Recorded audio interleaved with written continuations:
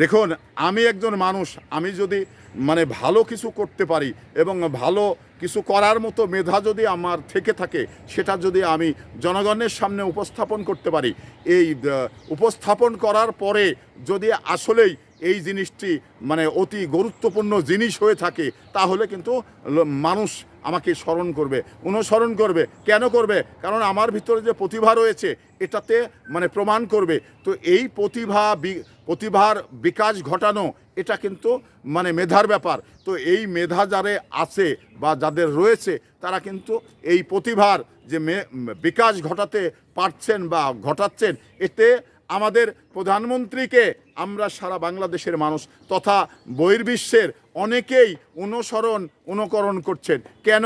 তার ভিতরে প্রতিভা রয়েছেন এবং প্রতিভার বিকাশও ঘটিয়েছেন, যার কারণে তাকে মাইল ফলক হিসাবে অনুকরণ করছেন। তো এটা একটি গর্বের বিষয় যে বাংলাদেশের মতো একজন প্রধানমন্ত্রীকে যে অনুকরণ করছে, এটা আমাদের গর্বে বুকটা ভরে যাচ্ছেন।